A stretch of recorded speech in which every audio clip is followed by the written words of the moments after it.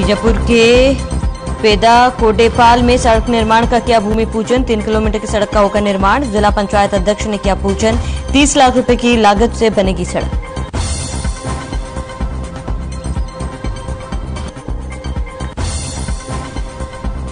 जगदलपुर में भाजपा नगर मंडल की ओर से बैठक बूथ स्तरीय की जा रही है। बैठक में कार्यकर्ताओं को दिए जा रहे आवश्यक दिशा निर्देश।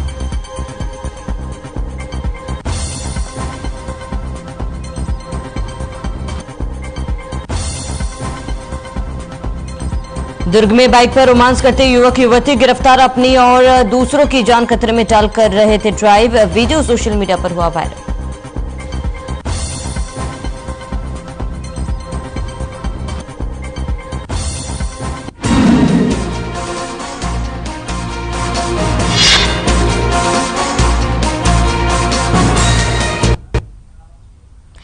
नमस्कार, स्वागत है आप सभी का खबर मध्य प्रदेश छत्तीसगढ़ में। मैं हूं आपके साथ शाफनी पटनायक। बुलेटिन की शुरुआत करेंगे बड़ी खबर के साथ। रायपुर से बड़ी जानकारी। आवासीय एवं आश्रम शैक्षणिक संस्थान समिति की बैठक संचालक मंडल समिति की अध्यक्षता शिक्षा मंत्री कर रहे हैं। सुबह 11 बजे से ये बैठक चल रही है। बड़ी जानकारी आपको बताते, प्रदेश में चल रहे आश्रम शैक्षणिक संस्थान के कार्यों की समीक्षा होगी इस बैठक में। बड़ी जानकारी, अहम खबर आपको बता रहे हैं इस वक्त की बड़ी खबर, अहम जानकारी यहाँ पर बैठक की जा रही है इस वक्त की बड़ी खबर, अहम जानकारी आपको बता दें।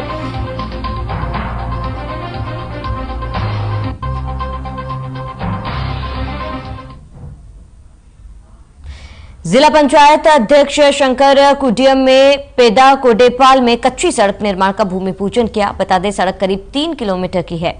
लगभग 30 लाख रुपए की लागत से ये सड़क बनेगी। वहीं यह सड़क ग्राम पेदा कोडेपाल से नदी पार कर बनेगी। वहीं सड़क के बनने से आम लोगों को आवाजाही में सुविधा होगी। भूमि पूजन के दौरान जनपद सदस्य सोनम कोरसा, सरपंच पार्वती कोरसा, उप सरपंच बुधराम, अनिल नक्का, गांव के पंच समेत कई गणमान्य लोग मौजूद रहे।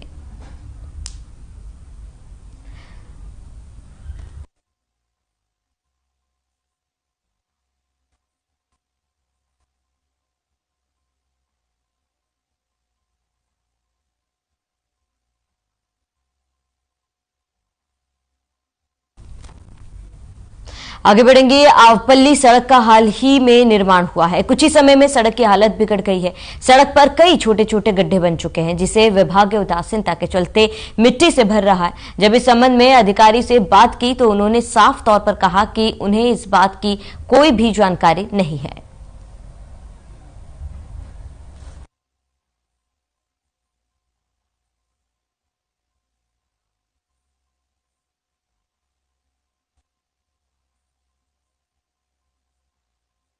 सड़क का हाल में ही निर्माण हुआ था। कुछ ही समय में सड़क की हालत बिगड़ गई। सड़क पर कई छोटे छोटे गड्ढे बने हुए हैं और वहीं जिसे विभागीय उदासीनता के चलते मिट्टी से भरा जा रहा है। जब इस संबंध में अधिकारी से बात की तो उन्होंने साफ तौर पर कहा कि उन्हें इस बात की किसी भी तरीके की कोई जानकारी नहीं है।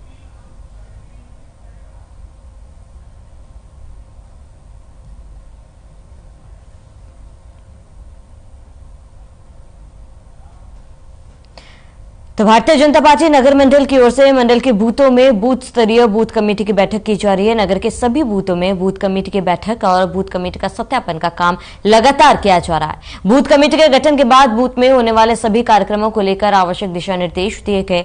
भारतीय जनता पार्टी अपने सबसे प्राथमिकी इकाई बूथ कमेटी को मजबूत करने के लिए लगातार प्रयास कर रही है। बूथ कमेटी के साथ सभी पेज और प्रभारी के साथ भी बैठक कर रहे हैं। उन्हें पार्टी के कार्यक्रम से जोड़ा जा रहा है।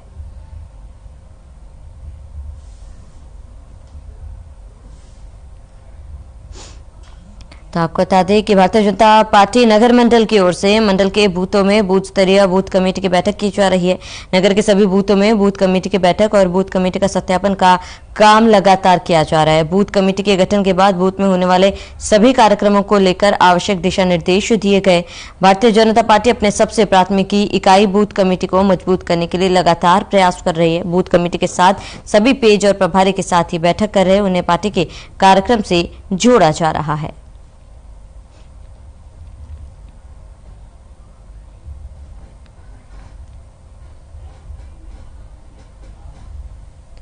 खबर रायपुर से है, जहां मुख्यमंत्री बघेल ने भारतीय जनता पार्टी पर जमकर निशाना साधा। आपको बता दें कि मुख्यमंत्री ने निशाना साधते हुए कहा कि डबल इंजन की सरकार में कोयले की कमी है। यही नहीं, उन्होंने आरक्षण के मुद्दे पर कहा कि सभी नौकरियों की भर्ती प्रदेश में पूरी तरह से रुका हुआ है और मार्च में ऐसा कौन सा मुहूर्त आने वाला है जिसमें राज्यपाल ने साक्षर करने की बातें होगी।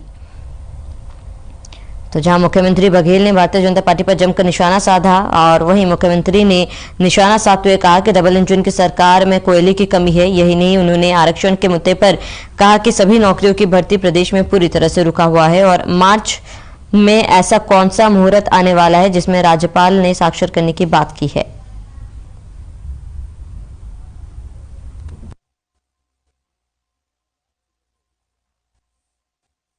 गरीब परिवारों को नहीं दे पाएंगे। आज डबल इंजन की सरकार में जीएसटी की क्षतिपूर्ति की बहाली नहीं होना, धान से इथेनॉल बनाने की प्रक्रिया है उसको रोकना, ओल्ड पेंशन स्कीम ये लोग कभी लागू नहीं करेंगे, आरक्षण सब भारतीय जनता पार्टी के लोग चुप बैठे हैं।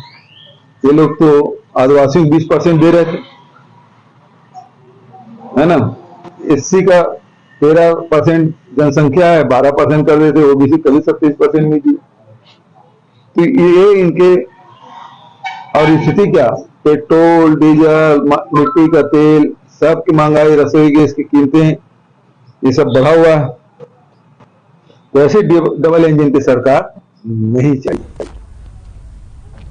खबर रायपुर से है, जहां सीएम भूपेश बघेल भेंट मुलाकात कार्यक्रम में शामिल हुए और इस दौरान उन्होंने कई मुद्दों पर पत्रकारों को अपने विचार बताए। छत्तीसगढ़ में होने वाले मैच को लेकर भी उन्होंने कहा कि प्रदेश में पहली बार अंतर्राष्ट्रीय मैच का आयोजन हुआ, यह उनके और पूरे प्रदेश के लिए बहुत गर्व की बात है। साथ ही धान खरीदी को लेकर उन्होंने कहा कि प्रदेश में 103 लाख मीट्रिक टन धान खरीदी हुई है, जो कि प्रदेश के लिए एक बड़ी उपलब्धि है। साथ ही उन्होंने बीजेपी पर निशाना साधते हुए कहा कि सभी बीजेपी शासित राज्यों में से सबसे अच्छी स्थिति छत्तीसगढ़ की है। उन्होंने कहा कि बीजेपी आदिवासी विरोधी है और ना तो किसानों के हित में काम कर रही है और ना ही आदिवासी के हित में।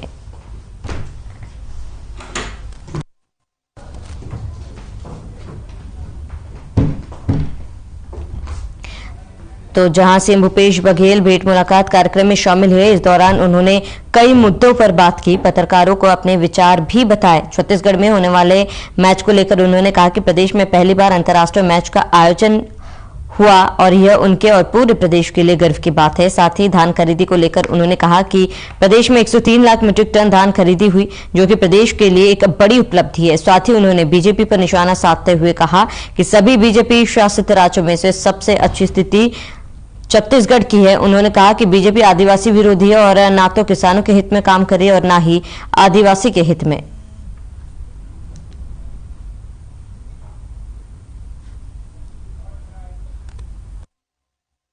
जनता पार्टी यहाँ प्रचार कर रही है कि और धन्यवाद दे रहे हैं प्रधानमंत्री जी को, यहाँ 100 लाख मीट्रिक टन धान खरीद लिया गया।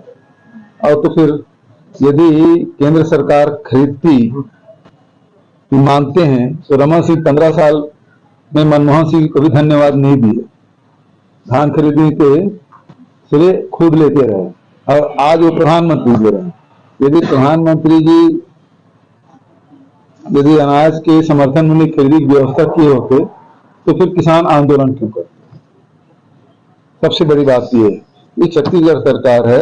यदि छत्तीसगढ़ भारतीय जनता पार्टी सरकार में तो सब समझ गए हैं, ये डबल इंजन की सरकार की बात कर रहे हैं, कार्य समिति उनकी बैठक हुई उसमें, तो डबल इंजन की सरकार में ओपीएस नहीं मिलने वाला है।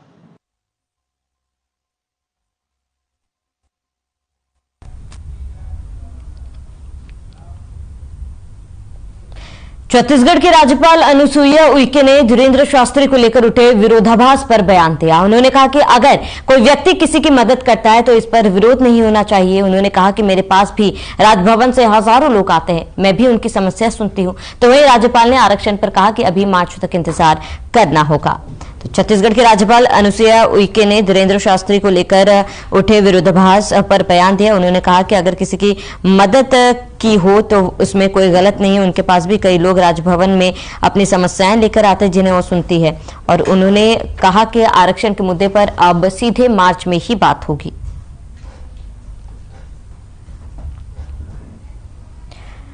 तो छत्तीसगढ़ की राज्यपाल अनुसुईया उइके ने धीरेन्द्र शास्त्री को लेकर उठे विरोधाभास पर बयान दिया। उन्होंने कहा कि अगर कोई व्यक्ति किसी की मदद करता है तो इस पर विरोध नहीं होना चाहिए। उन्होंने कहा कि मेरे पास के राजभवन में हजारों लोग आते हैं और मैं उनकी समस्याएं सुनती हूं। तो वहीं राज्यपाल ने आरक्षण पर कहा कि सभी मार्च तक इंतजार करना होगा और तभी आरक्षण के मुद्दे पर चर्चा की जाएगी, लेकिन फिलहाल मार्च तक इस मामले पर कोई भी बात नहीं होगी।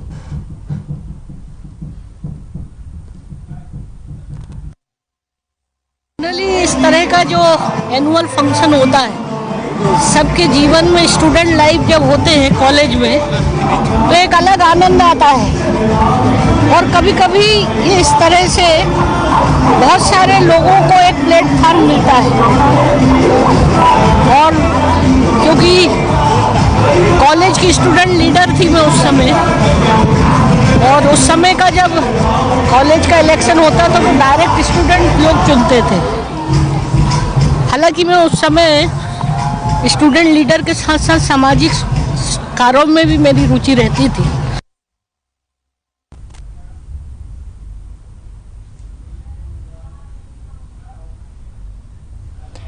तो बागेश्वर धाम सरकार के महाराज आचार्य धीरेन्द्र कृष्ण शास्त्री इन दिनों श्री राम कथा करने राजधानी रायपुर पहुंचे हुए हैं। बता दें कि बाबा इन दिनों सुर्खियों में है। नागपुर के अंधविश्वास निर्मूलन समिति ने बाबा पर अंधविश्वास फैलाने का आरोप लगाया। श्याम मानव ने बागेश्वर धाम के महाराज धीरेन्द्र के दरबार को डर का दरबार कहा है और खुली चुनौती दी है। बाबा ने उस चुनौती को स्वीकारा है और कहा है कि रायपुर आए और दिव्य दरबार में देखे। इन मुद्दों को लेकर हमारे संवाददाता चित्रा पटेल ने बागेश्वर धाम सरकार महाराज आचार्य धीरेन्द्र कृष्ण शास्त्री से बातचीत की है।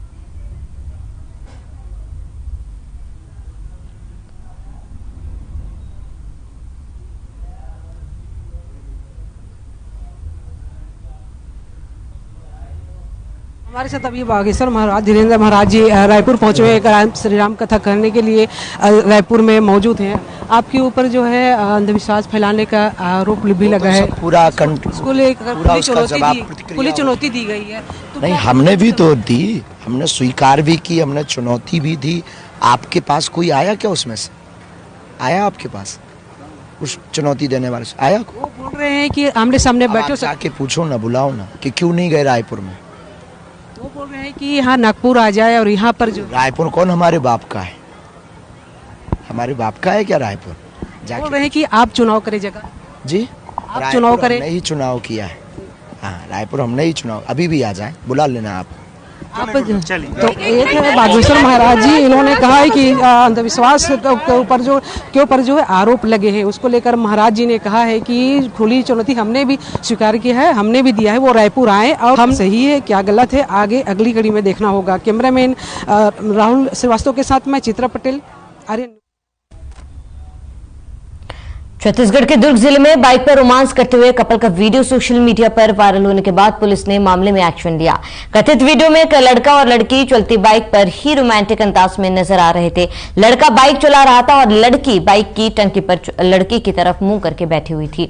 दोनों एक दूसरे से गले मिलते हुए नजर आ रहे थे। पुलिस ने इसका संज्ञान लिया और मामला दर्ज कर लिया। दोनों को गिरफ्तार भी कर लिया गया है। जांच में यह भी सामने आया है कि कपल के पास कागज तक नहीं थे। तो एक वीडियो जमकर सोशल मीडिया पर वायरल हो रहा है। कथित वीडियो में एक लड़का और लड़की चलती बाइक पर रोमांस करते हुए नजर आ रहे हैं। लड़का बाइक चला रहा है और लड़की बाइक की टंकी पर लड़की की तरफ मुंह करके बैठी हुई है। दोनों एक दूसरे से गले लग रहे। पुलिस ने इसका संज्ञान लिया, दोनों को गिरफ्तार किया। जांच के बाद पता चला कि दोनों के पास ही कोई भी कागज नहीं थे।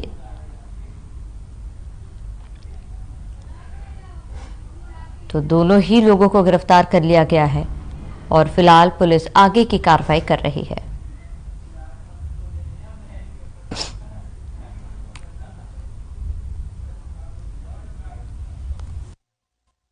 दिन दहाड़े बिना नंबर की बाइक में एक जोड़ा अश्लील हरकतें करते हुए भिलाई में अपनी गाड़ी दौड़ा रहा था। उसके आगे एक और जोड़ा इनके साथ था। इसका वीडियो सोशल मीडिया में वायरल हुआ। पुलिस ने त्वरित कार्रवाई करते हुए 3 टीमें बनाकर तुरंत 200 से ज़्यादा सीसीटीवी देखकर इनके चेहरे को कंफर्म किया और क्राइम ब्रांच और जिला बल द्वारा अपने मुखबिरों के द्वारा इनका पहचान किया गया। एक जो जोड़ा आगे चल रहा था उसका पहचान किया गया, उसके पकड़ाने पर उनके द्वारा एक दूसरे जोड़े का नाम बताया गया। बाइक जब्त की गई। ये चोरी की बाइक है जो राजनांदगांव से 1 साल पहले चोरी हुई थी।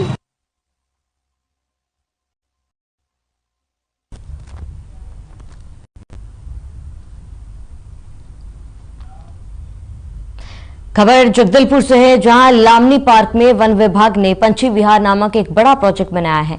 इसमें कुल 26 प्रजाति के 1000 से ज्यादा विदेशी पंछी है। पंछी विहार में कुल 31 पिंजरे बनाए गए हैं, जिसमें पंछियों को रखा जाएगा। पंछी विहार का उद्घाटन मुख्यमंत्री भूपेश बघेल 26 जनवरी को करेंगे। लामनी पार्क में यहां आने वाले पर्यटकों के मनोरंजन के लिए लगातार प्रयास किया जा रहा है। बता दें कि पंछी विहार में छोटी छोटी पंछियों के अलावा बड़ी पंछियां भी रखी जाएगी। वही वन मंडल अधिकारी दुलेश्वर प्रसाद साहू ने बताया कि यहाँ रंग बिरंगे पंछियों को लाया जा रहा है। लामनी पार्क में बना पंछी विहार लोगों को आकर्षित करेगा। पंछियों की देखभाल के लिए 2 लोगों की हमेशा ड्यूटी रहेगी और एक डॉक्टर भी नियुक्त किया जाएगा।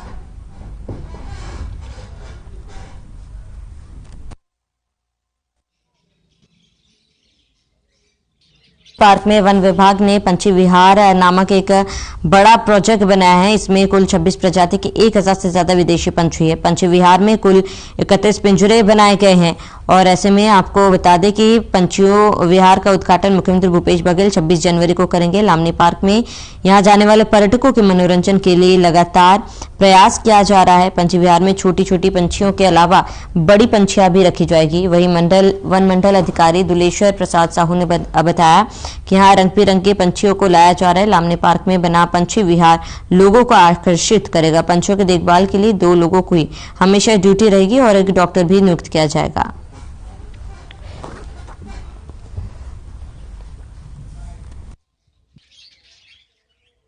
जैसे कि हमारे यहाँ जगदलपुर में पर्यटन के लिए लामनी पार्क बेहद ही सौंदर्य जगह है।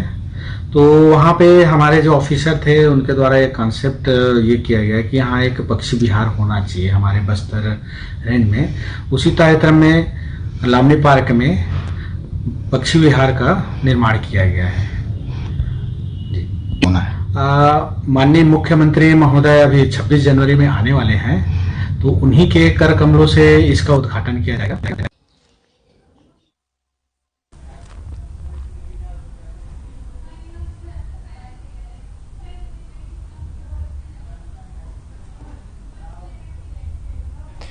रायपुर में पहली बार सांसद खेल महोत्सव का आयोजन किया जा रहा है। खेल महोत्सव का उद्घाटन अंतर्राष्ट्रीय कुश्ती खिलाड़ी और दंगल फिल्म में आमिर खान को प्रशिक्षण देने वाले कृपाशंकर पटेल करेंगे। बता दें कि रायपुर लोकसभा के सांसद सुनील सोनी ने पत्रकारों से चर्चा करते हुए कहा कि सांसद खेल महोत्सव में कबड्डी, खो-खो समेत कई और खेलों का आयोजन किया गया। सभी टीमें गेम में 9 से 12 तक के बालक और बालिकाओं की टीम हिस्सा लेंगी। जहां सांसद सोनी ने बताया कि सांसद खेल महोत्सव के उद्घाटन समारोह में मुख्य अतिथि पूर्व मुख्यमंत्री डॉक्टर रमन सिंह होंगे। उन्होंने बताया कि कृपाशंकर पटेल विष्णु पर भारतीय पहलवान और कोच हैं। उन्हें अर्जुन पुरस्कार से भी सम्मानित किया गया। तो रायपुर में पहली बार सांसद खेल महोत्सव का आयोजन किया जा रहा है। खेल महोत्सव का उद्घाटन अंतर्राष्ट्रीय कुश्ती खिलाड़ी और दंगल फिल्म में आमिर खान को प्रशिक्षण देने वाले कृपाशंकर पटेल करेंगे। रायपुर लोकसभा के सांसद सुनील सोनी ने पत्रकारों से चर्चा करते हुए सांसद खेल महोत्सव में कबड्डी, खो-खो समेत कई और खेलों का आयोजन किया जाएगा। सभी टीम गेम में 9 से 12 तक और बालक बालिकाओं की टीम हिस्सा लेंगी। जहां सांसद सोनी ने बताया कि सांसद खेल महोत्सव के उद्घाटन समारोह में मुख्य अतिथि पूर्व मुख्यमंत्री डॉक्टर रमन सिंह होंगे। उन्होंने बताया कि कृपाशंकर पटेल विष्णोई एक भारतीय पहलवान, कोच है और उन्हें अर्जुन पुरस्कार से भी सम्मानित किया जा चुका है।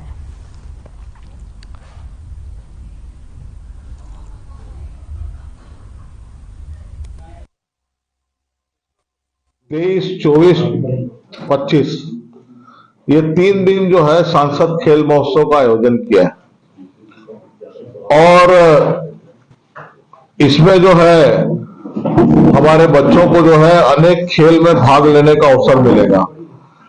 इसके अंदर में कबड्डी है, खो-खो है, फुटबॉल है, 100 मीटर 200 मीटर की दौड़ है, गोला फेंक है, तवा फेंक है।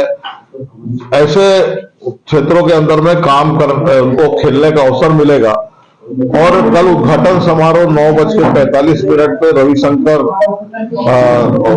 शुक्ला यूनिवर्सिटी के अंदर में होगा।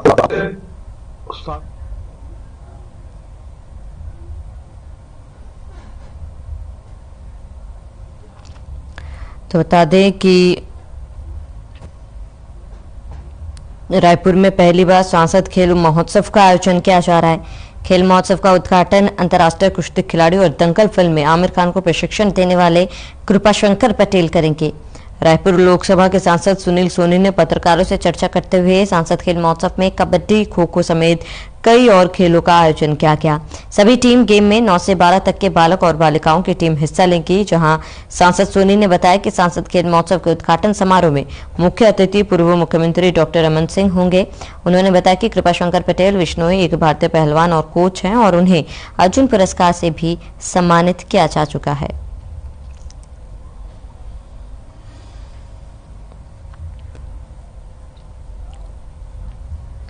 तो छत्तीसगढ़ विधानसभा के नेता प्रतिपक्ष नारायण चंदेल के पुत्रों के खिलाफ दुष्कर्म मामले को गंभीरता से लेते हुए छत्तीसगढ़ प्रदेश कांग्रेस कमेटी के अध्यक्ष मोहन मरकाम के निर्देश में 21 जनवरी को बीजापुर जिला मुख्यालय में नेता प्रतिपक्ष नारायण चंदेल का पुतला दहन किया जाएगा। और इस दौरान प्रदर्शन कर रहे कार्यकर्ताओं ने कहा कि भारतीय जनता पार्टी के नेता केवल बेटी बचाओ और बेटी पढ़ाओ का नारा लगाते रहे, लेकिन वर्तमान परिदृश्य में ऐसा प्रतीत होता है कि प्रदेश में भाजपा से बेटी बचाओ अभियान चलाने की आवश्यकता महसूस की जा रही है। आज के पुतला दहन कार्यक्रम में नगर पालिका अध्यक्ष बेनहूर रावतिया, युवा कांग्रेस अध्यक्ष कामेश मोरला, साथ ही कांग्रेसी कार्यकर्ता मौजूद रहे।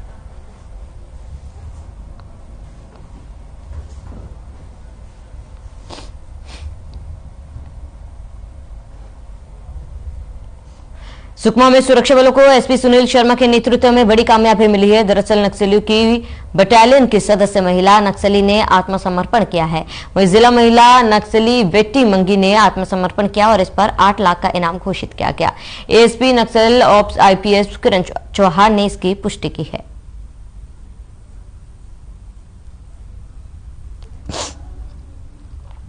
तो सुकमा में सुरक्षा बलों को एसपी सुनील शर्मा के नेतृत्व में बड़ी कामयाबी मिली। दरअसल नक्सलियों की बटालियन के सदस्य महिला नक्सली ने आत्मसमर्पण किया। जिला महिला नक्सली बेटी ने आत्मसमर्पण किया, उस पर 8 लाख का इनाम घोषित किया गया। एएसपी नक्सल ऑप्स आईपीएस किरण चौहान ने इसकी पुष्टि की है।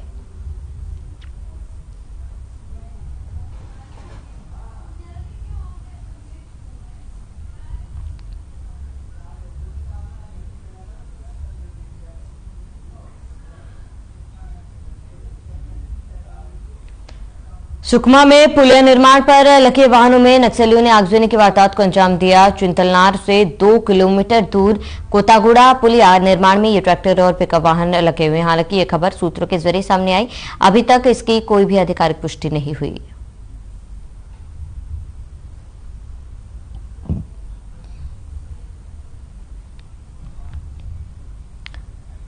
तो इस बात की पुष्टि फिलहाल नहीं हो पाई है, क्योंकि नक्सलियों ने वहां पर पुलिया निर्माण के कार्य को रोकने के लिए ट्रैक्टर और पिकअप पर आग लगा दी। हालांकि कोई आधिकारिक पुष्टि इस पर नहीं हो पाई है। और सुकमा में पुलिया निर्माण पर लगे वाहनों को नक्सलियों ने आग के हवाले कर दिया। चिंतलनार से 2 किलोमीटर दूर कोतागुड़ा पुलिया निर्माण में यह ट्रैक्टर और पिकअप वाहन लगे थे। हालांकि यह खबर सूत्रों के जरिए सामने आ रही है, अभी तक इसकी कोई भी आधिकारिक पुष्टि नहीं हो पाई है।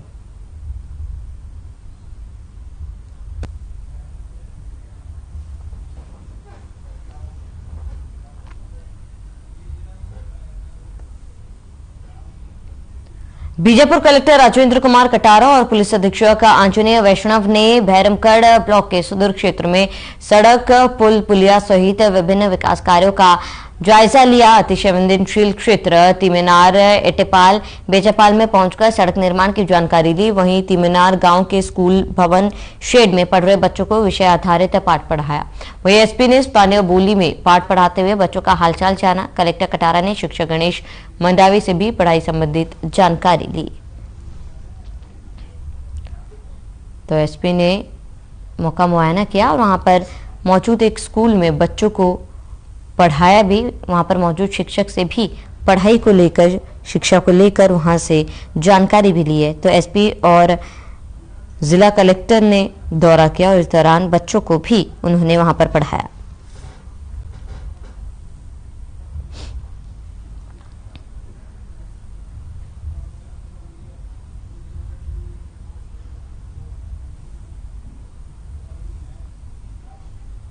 खबर बीजापुर से है, जहां वन मंडलाधिकारी अशोक कुमार पटेल और सीईओ जिला पंचायत रवि कुमार साहू ने नरवा विकास योजना के अंतर्गत भोपालपट्टनम ब्लॉक के नरवा गुल्लापेंटा नाला, गुंडेर नाला और कोंडा मौसम का जायजा लिया। इस दौरान उन्होंने क्वारंटम खदान, कुचनूर कक्ष और फलदार वृक्षारोपण कक्ष का भी निरीक्षण किया। विभागीय अधिकारी और कर्मचारियों को आवश्यक दिशा निर्देश दिए। मौके पर सीईओ जनपद पंचायत भोपालपट्टनम एसबी गौतम और परिक्षेत्र अधिकारी मौजूद रहे।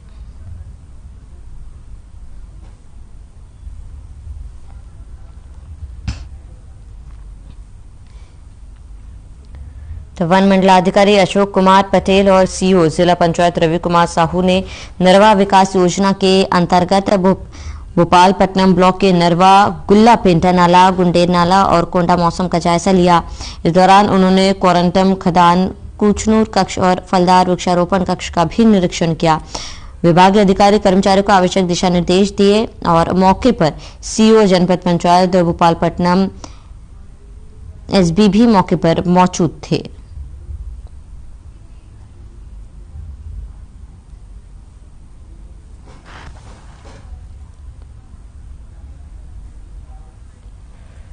तो बीजापुर में 2005 से बंद करकेल की प्राथमिक शाला और माधोपुर की प्राथमिक शाला को दोबारा से संचालित करवाया गया। कलेक्टर राजेंद्र कुमार कटारा के मार्गदर्शन पर जिला शिक्षा अधिकारी बीआर बघेल ने प्राथमिक शालाओं का फिर से संचालन करवाया। करकेल की प्राथमिक शाला में 25 छात्र छात्राएं और माधोपुर प्राथमिक शाला में 30 छात्र छात्राएं मौजूद रहे। छात्रों को तिलक लगाकर और पढ़ने की सामग्री देकर स्वागत किया। नक्सल प्रभाव से बंद शालाओं का गांव में 18 बाद फिर से संचालन होने पर ग्रामीणों में भी काफी उत्साह देखा जा रहा है। गांव के ही 12वीं पास बेरोजगार को मासिक वेतन पर बच्चों को पढ़ाने की भी जिम्मेदारी सौंपी गई है।